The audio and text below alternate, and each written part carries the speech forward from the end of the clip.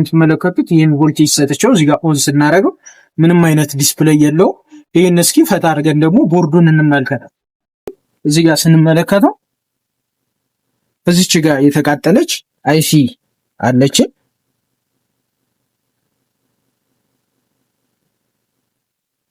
እዚች ጋር ይቺ የተቃጠለች አይሲ አለች። ይቺ አይሲ ማለት ባክ ኮንቨርተር ብለን የምንጠራቸው አይሲዎች ውስጥ አንዱ ነው። ስለዚህ እስኪ ስለ ባክ ኮንቨርተር ትንሽ ነገር ልንገራችሁ።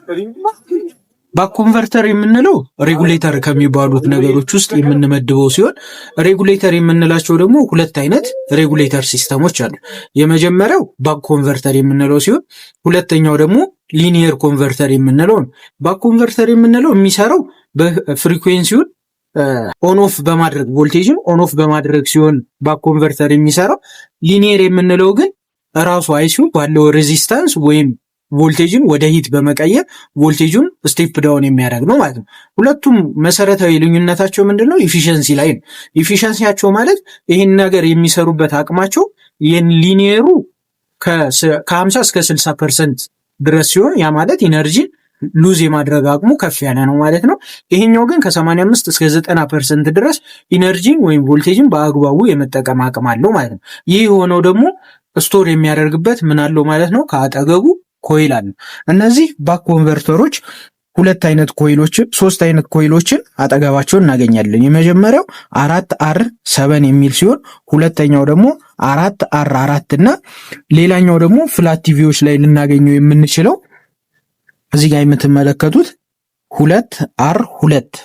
እነዚህ አይነት ኮንቨርተር ካለ ይቺ አይሲ ባክ ኮንቨርተር ብለን የምንጠራት ነች ማለት ነው።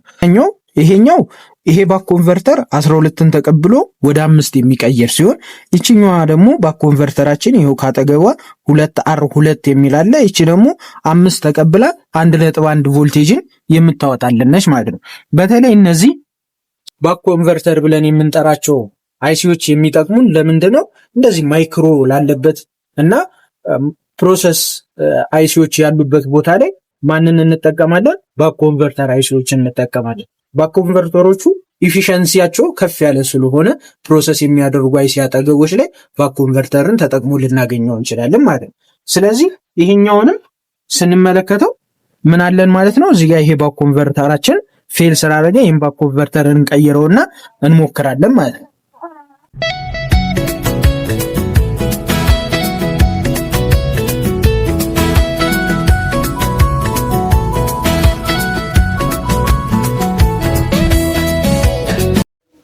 ያው ባክ ኮንቨርተር አይሲያችንን ቀይረን ጨርሰናል።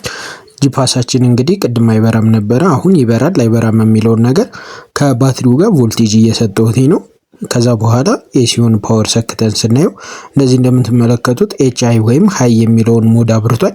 ከዚህ በኋላ ሌላ ነገር ሊቀይርልን አልቻለም። ይሄኛው ደግሞ ሌላ ችግር አለበት ማለት ነው። ያ ማለት ደግሞ ወይ የዲስፕሌይ ቮልቴጅ ያነሰ ይኖረዋል፣ ካልሆነ ደግሞ የሶፍትዌር ችግር ይኖረዋል ማለት ነው። ይሄኛውን ችግር ለማስተካከል ፓርትቱን ይዤላችሁ እመጣለሁኝ። ስለ ባክ ኮንቨርተር እስኪ ምን አይነት አስተያየት አላችሁ? ኮሜንት አድርጉልኝ። አመሰግናለሁ። ባለፈው እንግዲህ ባክ ኮንቨርተሩን ቀይሬ አሳይቻችሁ ነበረ። ያ ማለት ይችን አይሲ ወይም ባክ ኮንቨርተሯን ቀይረን የማይበራውን ስፒከር ካበራ ነው በኋላ እንደዚች ሆኖብን ክፍል 2ቱን ይዤላችሁ እመጣለሁ ብዬ ነበረ። ዛሬ ደግሞ ክፍል 2ቱን ይዤላችሁ መጥቻለሁ። እንግዲህ ዋና ችግር ሆኖ ያገኘሁት ምንድነው? ይሄን እዚች ጋር የምትመለከቷት 3.3 የምትለዋ ቮልቴጅ ድሮፕ እያደረገች ነው። እሷን ደግሞ በይዣር አድርጌ ላሳያችሁኝ።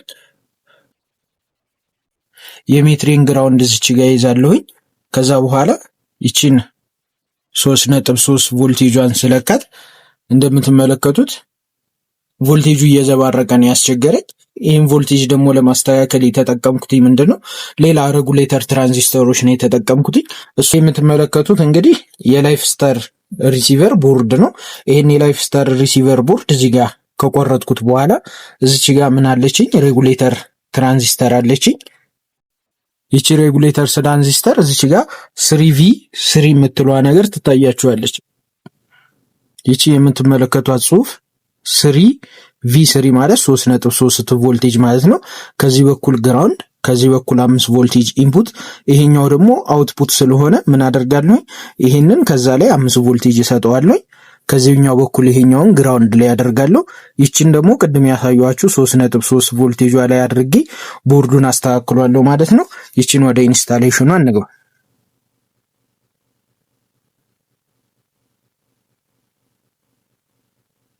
ይቺ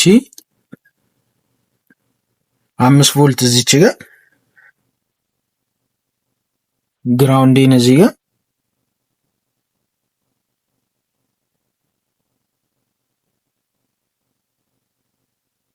ይችኛዋን 3.3 አውትፑቷን ደግሞ ቅድም ያሳየኋችሁ የምትዘባርቀው ቦታ ላይ 3.3ቷን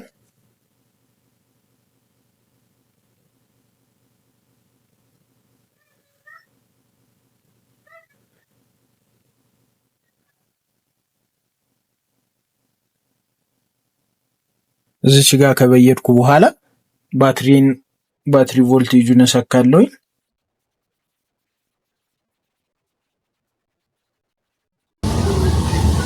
ይሄው ማክስ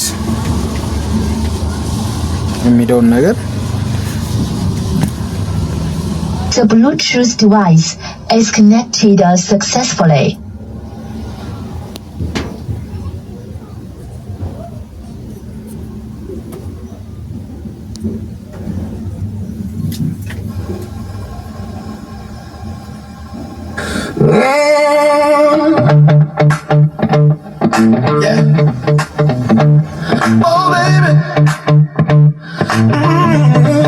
ይህን ማክስ ስፒከር እንደዚህ አድርገን አስተካክለናል ማለት ነው። ችግሩ የነበረው የ3.3 የሬጉሌተር ችግር ነበረ።